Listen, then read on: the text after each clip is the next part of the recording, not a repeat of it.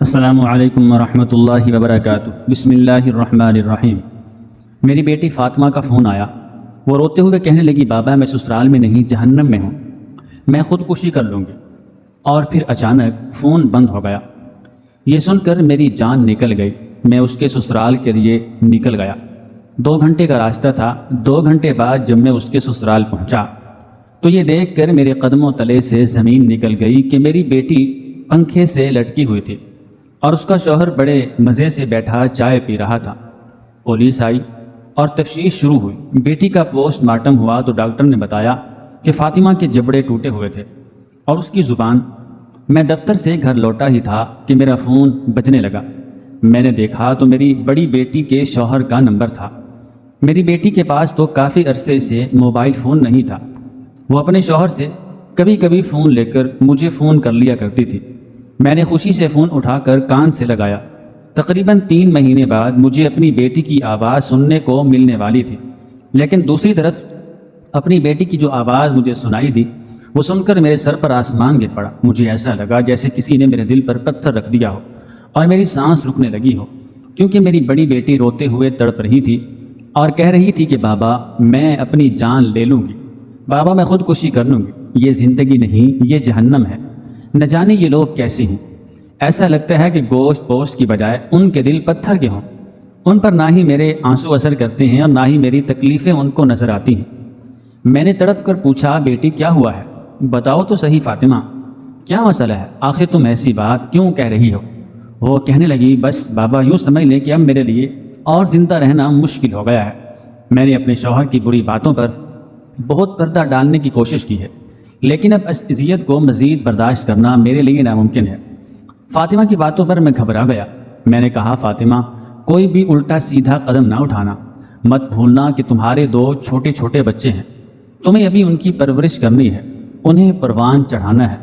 اگر تمہیں وہاں کوئی پریشانی ہے تو میں خود آ کر تمہارے سسرال والوں سے بات کرتا ہوں، تمہارے شوہر سے بات کرتا ہوں۔ آج تک میں اسی لیے خاموش رہا کیونکہ تم نے ہمیشہ مجھے خاموش رہنے پر مجبور کیا، لیکن اب میں چپ نہیں رہوں گا۔ بس تم میرا انتظار کرو، میں کچھ خاندان کے بڑے لوگوں کو لے کر آتا ہوں تاکہ آرام سے بیٹھ کر بات کی جائے۔ تمہارا شوہر ویسے بھی گرم مزاج ہے، اسی لیے میں نہیں چاہتا کہ خاندان میں وہ ہمیں برا بھلا کہے۔ تم تو جانتی ہو نا کہ برادری کا معاملہ ہے، ہم ایک ہی برادری سے تعلق رکھتے ہیں۔ اگر کل کو کوئی اونچ نیچ ہوئی تو وہ تمہارے لیے پریشانی کھڑی کرے گا، تم سے تمہارے بچے چھین لے گا۔ بس اسی لیے تم تھوڑا سا صبر رکھو۔ میں نے اسے صبر کی تاکید کی اور فون بند کر دیا، اور پھر بیوی سے کہا کہ میں آج ہی برادری کے بڑوں کو لے کر فاطمہ کے گھر جا رہا ہوں۔ بس اب میرا صبر ختم ہو گیا ہے، میں اپنے جگر کے ٹکڑے کو واپس لے آؤں گا۔ میری بیوی خود بھی یہی چاہتی تھی، کہنے لگی، ہاں ارشد صاحب آپ جلد ہی کوئی فیصلہ کریں، میرا تو دل بڑا گھبراتا ہے، عجیب عجیب خیال آتے ہیں، پتہ نہیں کس گھڑی میں ہم نے ایسے لوگوں سے اپنی بیٹی کا رشتہ کر دیا تھا۔ میں تو خلاف ہی تھی، مگر آپ ہی بس بیٹی کی جلدی شادی کرنے کے قائل تھے۔ 16 سال کی عمر میں آپ نے اسے رخصت کر دیا، اب 20 سال کی عمر میں 2 بچوں کے ساتھ وہ ایک جہنم میں زندہ ہے۔ میری بیوی بھی رونے لگی تو میں نے اسے سمجھایا کہ میں پہلے ہی پریشان ہوں، اب تم مزید نہ رو۔ میں نے برادری کے چند بڑے لوگوں کو فون کیا اور سب کو بلا کر سارا معاملہ بتایا تو لوگ میرے ساتھ چلنے کو راضی ہو گئے۔ ہم جس برادری سے تعلق رکھتے تھے وہاں برادری کے بڑوں کو ہر معاملے میں شامل کرنا ضروری ہوتا تھا، اور اب تک میں اسی وجہ سے خاموش تھا کہ کہیں ہماری عزت کی دھجیاں نہ بکھر جائیں۔ دوسرا، میری بیٹی خود بھی اپنا گھر برباد نہیں کرنا چاہتی تھی، اس نے ہمیشہ اپنے گھر کو آباد کرنے کے لیے کوشش کی تھی، مگر اب پانی سر سے گزر چکا تھا۔ میں جلدی سے سب بڑوں کو اپنے ساتھ گاڑی میں بٹھا کر بیٹی کے سسرال پہنچا تو چوکیدار نے مجھے اندر جانے کا راستہ نہ دیا، کہنے لگا کہ بغیر اجازت آپ اندر نہیں جا سکتے۔ پھر اجازت کے نام پر آدھا گھنٹہ اس نے ہمیں دروازے پر ہی روک رکھا۔ برادری کے بڑے بھی یہ سب محسوس کر رہے تھے کہ ان کا رویہ ہمارے ساتھ کس طرح کا تھا۔ پھر جب ہمیں اندر جانے کی اجازت ملی تو یہ دیکھ کر میرے ہوش اڑ گئے کہ میری بیٹی اپنے بیڈ روم میں پنکھے سے لٹکی ہوئی تھی۔ وہ فرنیچر جو میں نے بڑے ارمان سے ساری زندگی کی جمع پونجی لگا کر اپنی بڑی بیٹی کو دیا تھا، وہ اسی کے بیڈ پر صوفہ رکھ کر پنکھے سے ٹنگی ہوئی تھی۔ وہی عالی شان جہیز اس کی موت کی وجہ نظر آ رہا تھا۔ میں نے بیٹی کو اس حال میں دیکھا تو میرا ضبط ختم ہو گیا۔ زور سے چیختے ہوئے میں بیٹی کے قریب گیا، اسے آوازیں دینے لگا، فاطمہ فاطمہ، لیکن وہ اس دنیا سے جا چکی تھی۔ اس کے ہاتھ پاؤں اکڑ چکے تھے، نہ جانے کب اس نے اپنی جان دی تھی۔ شاید مجھ سے فون پر بات کرنے کے فوراً بعد ہی اس نے خود کو پنکھے سے لٹکایا ہوگا۔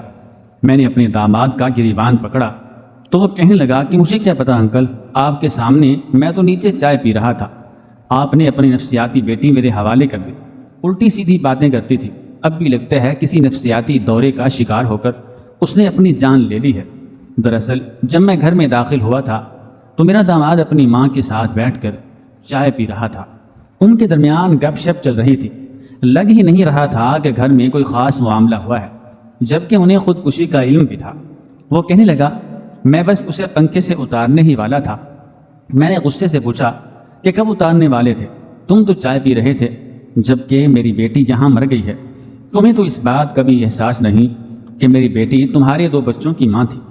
میری بات سن کر وہ کہنے لگا میں کیا کر سکتا ہوں، آپ کو تو معلوم ہے نا آپ کی بیٹی کی عادت کیسی تھی، ذرا سی بات پر جھگڑا کرنا، آج بھی ذرا سی بات پر جھگڑا ہوا۔ میں نیچے چلا گیا، اماں کے ساتھ بیٹھ کر باتیں کرنے لگا۔ مجھے کیا معلوم تھا کہ جب میں واپس آؤں گا تو وہ خود کو پنکھے سے لٹکا چکی ہوگی۔ میرے داماد نے سارا قصور میری بیٹی کے سر ڈالا تھا اور اپنے آپ کو بری و ذمہ کر لیا تھا۔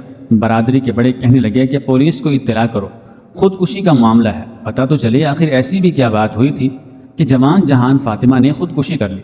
20 سال کی عمر میں وہ 2 بچوں کی ماں تھی، اپنی جان کیسے لے سکتی ہے؟ پھر پولیس کو بلایا گیا اور پولیس نے آ کر تفتیش کی، فاطمہ کی باڈی کو نیچے اتارا اور پھر چیک اپ کے بعد اسی وقت جو بات ڈاکٹر نے بتائی وہ سن کر میری روح کانپ اٹھی۔ ڈاکٹر نے بتایا کہ فاطمہ کے جبڑے ٹوٹے ہوئے تھے اور اس کے منہ میں زبان۔ میری بیٹی فاطمہ صرف 16 سال کی تھی، بے انتہا خوبصورت اور بہت قابل بچی تھی، پڑھائی میں بھی بہت اچھے نمبر لیتی تھی، لیکن پچھلے کچھ عرصے سے میں بہت پریشان تھا۔ دراصل میری صحت کچھ ٹھیک نہیں تھی، میرے دل میں تکلیف رہتی تھی اور ڈاکٹر نے بتایا تھا کہ مجھے دل کے کچھ مسائل ہو رہے ہیں، اور انہی سب باتوں نے مجھے بہت پریشان کر دیا۔ میں اکثر سوچتا کہ اگر مجھے کچھ ہو گیا تو میری بیٹیوں کا کیا ہوگا۔ میں اپنی بڑی بیٹی کی شادی کرنا چاہتا تھا، اس کی خوشیاں دیکھنا چاہتا تھا، میں چاہتا تھا کہ وہ اپنے گھر میں پوری طرح بس جائے اور میں مرنے سے پہلے اس کی خوشیاں دیکھ لوں۔ اور جب یہی بات میں نے اپنی بیوی سے کی تو میری بیوی نے صاف انکار کر دیا، کہنے لگی بچی ابھی چھوٹی ہے، پڑھائی کر رہی ہے، اسے شادی کے معاملات میں نہ الجھائیں، اللہ تعالیٰ آپ کو بھی صحت اور زندگی دے گا، صحیح وقت آنے پر ہم بچیوں کی دھوم دھام سے شادی کریں گے، جلد بازی میں ہم ان کے مستقبل کے ساتھ کمپرومائز نہیں کر سکتے۔ میری بیوی نے یہ بات کہہ کے مجھے خاموش کروا دیا تھا، لیکن میں اندر ہی اندر اپنے آپ سے جنگ لڑ رہا تھا، روزانہ ڈھیروں دوائیں کھاتا تھا، ہر گزرتے دن کے ساتھ میری طبیعت مزید خراب ہو رہی تھی، کبھی کبھی تو ایسا لگتا کہ میں بس کچھ ہی دنوں کا مہمان ہوں۔ میں نے اپنے کچھ جاننے والوں سے فاطمہ کے رشتے کے لیے بات کی تھی، میں چاہتا تھا کہ شادی نہ صحیح لیکن کم سے کم اس کا رشتہ تو طے کر دو۔ بیٹیوں کے ماں باپ کو تو ویسے بھی رشتوں کے لیے انتظار کرنا پڑتا ہے، جب تک لڑکے والے رشتہ نہ لائیں تب تک بیٹیوں کے ماں باپ خود رشتے کی بات بھی نہیں کر سکتے۔ شاید یہی وجہ تھی کہ میں حد سے زیادہ پریشان تھا۔ میرا کوئی بیٹا نہیں تھا، جبکہ فاطمہ کے بعد بھی میری 2 چھوٹی بیٹیاں اور تھیں۔ میں چاہتا تھا کہ اپنی زندگی میں ان سب کی ذمہ داری کو پورا کر دوں اور انہیں سکون سے ان کے گھر میں آباد دیکھوں۔ اور پھر ایک دن میرے ایک دوست نے مجھے ہماری ہی برادری کی ایک لڑکے کا رشتہ بتایا۔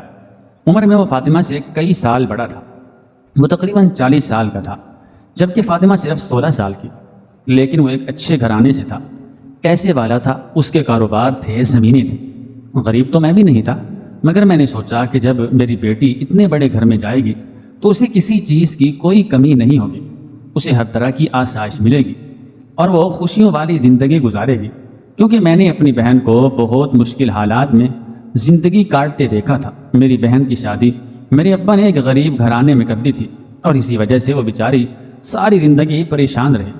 میں مدد کرنا چاہتا تو وہ میری مدد نہ لیتی اور پھر خود بھی بڑے برے حالات میں گزارا کرتی۔ بس اسی لیے میں نے سوچا تھا کہ اپنی بیٹی کو کسی اونچے گھر میں رخصت کروں گا، اور اسی لیے جب میرے دوست نے مجھے بتایا کہ وہ بہت ہی امیر لوگ ہیں ان کے گھر میں پیسے کی کوئی کمی نہیں، تو میں نے آنکھیں بند کر کے اپنی بیٹی کا رشتہ اس لڑکے کے ساتھ طے کر دیا جس کا نام حیدر تھا۔ میں نے جب اپنی بیوی کو بتایا کہ فاطمہ کے لیے رشتے والے آ رہے ہیں اور میں پہلے ہی انہیں ہاں کہہ چکا ہوں، تو میری بیوی بالکل حیران ہو گئی۔ کہنے لگی، آپ نے مشورہ بھی نہیں کیا، معلومات بھی نہیں لی، ایسے کیسے ہم بیٹی کو کسی کے ساتھ رخصت کر دیں؟ میں نے کہا، فکر نہ کرو، میرے دوست نے رشتہ بتایا ہے تو لڑکا اچھا ہی ہوگا، پھر پیسے والا ہے، ان کی کافی دھوم ہے، اس کے ابا ایک بڑے سیاستدان ہیں، ان کا بڑا نام ہے، ہماری بیٹی وہاں راج کرے گی۔ پھر فاطمہ تو اتنی خوبصورت ہے کہ اسے دیکھ کر کوئی بھی انکار نہیں کر سکتا۔ اسی شام لڑکے والے رشتہ لے کر آئے تو میری بیٹی میرے کہنے پر خاموشی سے تیار ہو کر ان کے سامنے بیٹھ گئی۔ میری بیٹی ایک بہت ہی فرما بردار بچی تھی، میں جو بھی کہہ دیتا وہ سر جھکا لیتی۔ اس نے کبھی میری کسی بات پر انکار نہیں کیا تھا، اور اب بھی وہ بالکل خاموشی سے میرے کہنے پر آ بیٹھی تھی۔ اس نے ایک بار بھی نہیں کہا تھا کہ بابا میری پڑھائی کا کیا ہوگا، یا پھر میں تو ابھی بہت چھوٹی ہوں، شادی کے بعد کیسے ایڈجسٹ کروں گی۔ بس اس نے میرے ایک ہی بار کہنے پر سر جھکا دیا تھا، اور اسی بات پر مجھے بڑا ناز تھا کہ میں نے اپنی بیٹی کو بہت اچھی تربیت دی ہے، وہ جس گھر بھی جائے گی اس گھر کے نصیب بدل دے گی۔ ماں باپ کے ساتھ لڑکا بھی آیا تھا، میں نے اپنی بیٹی اور حیدر کو آمنے سامنے بٹھا دیا تھا۔ فاطمہ کو دیکھتے ہی حیدر نے رشتے کے لیے ہاں کہہ دی، اور پھر لڑکے کی ماں نے بتایا کہ انہیں شادی کی بہت جلدی ہے، انہوں نے صرف 15 دن کے اندر شادی کی بات کی تھی۔ یہ سن کر میری بیوی اچھل پڑی تھی، کہنے لگی، شادی کی تیاریاں کس طرح ہوں گی؟ ہم کیسے سب کچھ مینج کریں گے؟ بیٹی کی شادی کرنی ہے، ہم نے تو بالکل کوئی تیاری نہیں کی، بلکہ ہمارا تو اتنی جلدی شادی کا ارادہ بھی نہیں تھا۔ میں نے نظروں ہی نظروں میں بیوی کو دیکھا اور خاموش کروا دیا، اور اتنی جلدی شادی کے لیے ہاں کر دی، کیونکہ میں چاہتا تھا کہ جلدی ہی میں فاطمہ کو رخصت کر دوں، اور پھر اسی دن میری بیٹی کا رشتہ پکا ہو گیا۔ میں نے پانی کی طرح پیسہ خرچ کیا اور اپنی بیٹی کا جہیز تیار کیا۔ 15 دن کے اندر ہی میں نے اسے عالی شان جہیز اور ہر اس چیز کے ساتھ رخصت کیا جو ایک باپ اپنی بیٹی کو دے سکتا ہے۔ میں نے اپنی بساط سے بڑھ کر اپنی بیٹی کو جہیز دیا تھا، کیونکہ میں جانتا تھا کہ لڑکے والے بہت امیر ہیں، اسی لیے میں یہ نہیں چاہتا تھا کہ میری بیٹی کل کو خود کو چھوٹا محسوس کرے یا اسے اپنا آپ سسرال میں کمتر لگے۔ میں نے سن رکھا تھا کہ اکثر جہیز کی وجہ سے سسرال والے لڑکیوں کو طعنے دیتے ہیں، اسی لیے میں نے اپنی بیٹی کو ہر وہ قیمتی چیز دی تھی جو لڑکے والوں کے شایان شان تھی۔ لیکن میں بھول گیا تھا کہ ایک باپ اپنی بیٹی کو دنیاوی چیزیں تو دے سکتا ہے، لیکن اچھی قسمت یا اچھا نصیب نہیں دے سکتا۔ شادی کے چند دن بعد جب میری بیٹی پہلی دفعہ میرے گھر آئی تو میرے گلے سے لگ گئی، اس کی آنکھوں میں نمی تھی۔ میں نے پوچھا، فاطمہ کیا ہوا ہے؟ تو اس نے کچھ نہیں کہا، بس خاموشی سے میرے سینے سے لگی رہی، اور پھر اپنی ماں کے پاس جا کر بیٹھ گئی۔ اس کا شوہر بھی ساتھ تھا، میں شوہر کے سامنے زیادہ پوچھ تاچھ نہیں کر سکتا تھا، اسی لیے انتظار کرنے لگا کہ مجھے تنہائی میں موقع ملے تو میں اس سے پوچھوں گا کہ کیا معاملہ ہے، کیونکہ مجھے اپنی بیٹی کے چہرے کا رنگ اترا ہوا لگ رہا تھا۔ لیکن جب میں نے تنہائی میں اس سے سوال جواب کیے تو اس نے کچھ بھی نہ کہا، بس یہی کہا کہ بابا فکر نہ کریں، سب کچھ ٹھیک ہے، تھوڑی بہت اونچ نیچ تو ہر جگہ ہوتی ہے۔ مجھے لگا کہ روایتی مسائل کی طرح اس کے ساتھ بھی ساس سسر والا کوئی معاملہ ہوگا، لیکن میں کیا جانتا تھا کہ وہ کس طرح کے مسئلوں سے دو چار ہے۔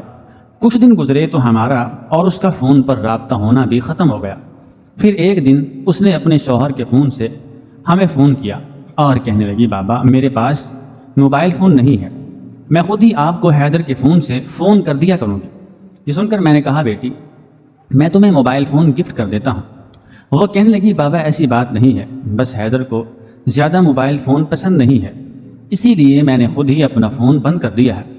اس کی یہ بات مجھے بڑی عجیب سی لگی، آج کل تو موبائل فون ہر ایک کی ضرورت تھا، اور پھر سب سے بڑھ کر یہ کہ میری بیوی فاطمہ سے رابطہ بھی نہیں کر پاتی تھی، کیونکہ حیدر صبح کا گیا رات کو گھر لوٹتا تھا۔ پھر اس وقت فاطمہ کو فون کرنا میری بیوی کو مناسب نہیں لگتا تھا۔ ہمارے یہاں بیٹی کے سسرال زیادہ جانے کا رواج بھی نہیں تھا، اسی لیے ہم لوگ شادی کے بعد سے دوبارہ اس کے گھر نہیں گئے تھے۔ پھر کچھ دنوں بعد فاطمہ خود ہی ہمارے گھر آئی تو اس نے بتایا کہ وہ امید سے ہے۔ یہ سن کر میں بہت خوش ہوا۔ میں اسی طرح اپنی بیٹی کا گھر بستہ اور آباد دیکھنا چاہتا تھا، لیکن فاطمہ کی چہرے کی رنگت اتری ہوئی تھی۔ میں نے پھر اس سے خیر خیریت پوچھی، سوال و جواب کیے، لیکن وہ یہی کہتی رہی کہ بابا سب ٹھیک ہے، آپ پریشان نہ ہوں، آپ وقت پر دوا لیا کریں، ڈاکٹر سے اپنا چیک اپ کروائیں، آپ بہت کمزور ہو رہے ہیں۔ اس نے میرے ہر سوال کا رخ میری ہی طرف موڑ دیا تھا اور کچھ ہی دیر بعد واپس اپنے گھر چلی گئی تھی۔ اس کے حاملہ ہونے کی خبر سن کر میری بیوی بہت زیادہ خوش تھی اور اس نے طرح طرح کے پکوان بنا کر فاطمہ کے سسرال بھیجنے شروع کر دیے۔ فاطمہ کا سسرال ہمارے گھر سے بہت زیادہ دور نہیں تھا، اسی لیے وہ ڈرائیور کے ہاتھ سے کوئی نہ کوئی چیز بنا کر بھیج دیتی، لیکن 2 دفعہ کے بعد جب اس نے تیسری دفعہ میری بیٹی کا من پسند حلوہ بھیجا تو ڈرائیور کو دروازے سے ہی بھگا دیا گیا۔ نہ ہی حلوہ لیا گیا تھا، نہ ہی کوئی بات ہوئی تھی۔ میری بیوی بہت زیادہ پریشان تھی کہ نہ جانے کیا معاملہ ہے۔ اور پھر شام کے وقت میرے داماد کی فون کال آئی تھی۔ وہ کہنے لگا، انکل کیا فاطمہ آپ سے ہماری کوئی شکایت کرتی ہے؟ کیا آپ کو لگتا ہے کہ ہم اسے کھلاتے پلاتے نہیں ہیں؟ جو بار بار آنٹی اس طرح سے سامان بھجواتی ہیں۔ میرے گھر والے بہت ناراض ہو رہے ہیں۔ کیا ہمارے پاس پیسوں کی کمی ہے، دولت کی کمی ہے جو فاطمہ کے لیے آپ کے گھر سے کھانا آتا ہے؟ حیدر کی بات سن کر میں پریشان ہو گیا۔ میں نے کہا، بیٹا ایسی کوئی بات نہیں ہے، یہ تو اس کی ماں کا پیار ہے، لیکن اگر آپ لوگوں کو یہ بات پسند نہیں تو میں اپنی بیوی سے کہہ دیتا ہوں کہ وہ آئندہ کوئی بھی چیز نہ بھجوائیں۔ میں نے حتی الامکان کوشش کی کہ میرے داماد کو کوئی بھی بات بری نہ لگے، اور پھر میں نے بیوی کو سختی سے کہہ دیا کہ اب فاطمہ کے لیے کچھ بھی نہ بھیجنا۔ جب وہ یہاں رہنے کے لیے آئے گی تب ہی اس کے لیے اس کی مرضی کا سب کچھ پکا دینا۔ پھر اسی طرح دن گزرتے چلے گئے اور اللہ تعالیٰ نے فاطمہ کو ایک بیٹے سے نواز دیا۔ اس کی پریگننسی میں بہت کم ہی وہ ہمارے گھر آئی تھی اور بہت کم ہماری اس سے بات چیت ہو سکی تھی۔ فون اس کے پاس تھا نہیں، اور جب وہ آتی تو اس کا شوہر اس کے ساتھ آتا اور ساتھ ہی اسے لے کر جاتا رہتا۔ رہنے کی اجازت اسے نہیں تھی۔ اور پھر اسی طرح فاطمہ پہلے بچے کے بعد دوسری بار بھی فوراً ہی 19 سے ہو گئی۔ وہ بہت زیادہ پریشان رہنے لگی تھی۔ ایک دن ہمارے گھر آئی تو پھوٹ پھوٹ کر رونے لگی۔ اس کی شادی کو تقریباً 2 سال ہو چکے تھے، اور پھر اس نے ایسی خبر سنائی جسے سن کر ہمارے ہوش اڑ گئے۔ کہنے لگی، بابا حیدر پہلے سے شادی شدہ تھے۔ یہ بات انہوں نے شادی کے کچھ عرصے بعد مجھے بتا دی تھی، لیکن میں خاموش رہی۔ میں نے کسی کو کچھ نہ کہا، مگر اب وہ اپنی پہلی بیوی کو گھر لے آئے ہیں اور اسے میرے برابر والا کمرہ ہی دے دیا ہے۔ وہ سارا وقت اپنی پہلی بیوی کے پاس رہتے ہیں جو ان کی پسند کی شادی ہے۔ مجھ سے تو انہوں نے صرف برادری کو دکھانے کے لیے شادی کی ہے۔ فاطمہ پھوٹ پھوٹ کر رو رہی تھی۔ شاید اس کے صبر کی حد ختم ہو گئی تھی۔ کوئی بھی عورت سوتن کو کس طرح برداشت کر سکتی ہے، اور وہ بھی شوہر کی پہلی اور محبوب بیوی کو۔ میں نے فاطمہ سے کہا کہ واپس جانے کی ضرورت نہیں ہے، تم یہیں رہو گی اور میں خود حیدر سے بات کروں گا۔ اگر مجھے پتا ہوتا کہ وہ پہلے سے شادی شدہ ہے تو میں تمہاری کبھی اس سے شادی ہی نہ کرتا۔ میں شدید غصے کے عالم میں تھا۔ میرا غصہ دیکھ کر فاطمہ ایک دم خاموش ہو گئی۔ کہنے لگی، نہیں بابا، میں ایک بچے کی ماں ہوں، دوسرا بچہ دنیا میں آنے والا ہے، میں حیدر سے اپنا تعلق ختم نہیں کر سکتی۔ میرے بچے پریشان ہو جائیں گے، ان کی زندگی خراب ہو جائے گی۔ وہ بچوں کی خاطر حیدر کو نہیں چھوڑنا چاہتی تھی۔ میرے لاکھ سمجھانے کے باوجود بھی وہ رات ہوتے ہی واپس اپنے سسرال چلی گئی تھی۔ وہ اس دن ڈرائیور کے ساتھ آئی تھی، اسی لیے اس نے دل کا حال کھول کر میرے سامنے رکھ دیا تھا۔ اس کے واپس جانے کے بعد میں بہت زیادہ ٹینشن میں آ گیا تھا، جبکہ میری بیوی مجھے ہی برا بھلا کہہ رہی تھی۔ کہنے لگی، یہ سب کچھ آپ کی جلد بازی کی وجہ سے ہوا ہے۔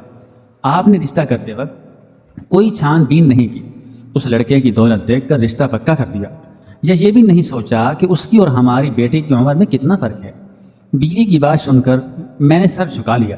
یہ سچ تھا کہ میں نے یہی سوچ کر شادی کی تھی کہ بڑے گھرانے میں میری بیٹی خوش رہے گی، لیکن پھر دھیرے دھیرے مجھے پتہ چلنے لگا کہ میرا داماد صرف میری بیٹی کو لفظوں سے اذیت نہیں پہنچاتا بلکہ مارتا پیٹتا بھی ہے۔ اور اسی طرح دوسرا بچہ بھی پیدا ہو گیا۔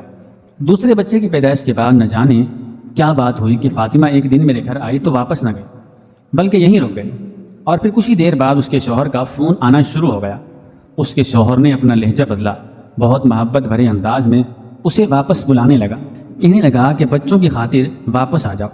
شاید وہ حیدر سے جھگڑا کرائی تھی۔ اس نے مجھے اپنی ماں کو کچھ بھی نہیں بتایا تھا، لیکن جب حیدر نے بار بار اسے فون کیا تو وہ واپس چلی گئی، اور پھر 3 مہینے گزر گئے، اس نے کوئی فون نہیں کیا۔ اور پھر اچانک ہی جب اس کا فون آیا تو اس نے روتے ہوئے کہا کہ وہ خودکشی کر لے گی، اور یہ سنتے ہی میں برادری کے بڑے لوگوں کو لے کر اس کے سسرال کی طرف چل پڑا۔ میں اب ہمیشہ کے لیے اس معاملے کو حل کرنا چاہتا تھا، لیکن مجھے کیا پتہ تھا کہ میرے جانے سے پہلے ہی میری بیٹی اس دنیا سے چلی جائے گی۔ اور جب ڈاکٹروں نے اس کا پوسٹ مارٹم کیا تو بتایا کہ اس پر بہت زیادہ تشدد ہوا تھا، حد سے زیادہ اس کو مارا گیا تھا، اس کے جبڑے ٹوٹ چکے تھے، زبان کٹی ہوئی تھی، اور شاید کہ یہ خودکشی بھی نہیں بلکہ قتل تھا۔ یہ سنتے ہی میں نے اپنے داماد کے خلاف کیس کروا دیا تھا، لیکن میرے داماد نے قبل ضمانت لے رکھی تھی، اسی لیے پولیس اسے پکڑ نہ سکی۔ میری بیوی کا حال بہت ہی برا تھا۔ جوان بیٹے کی موت نے ہم دونوں ماں باپ کی کمر توڑ دی تھی۔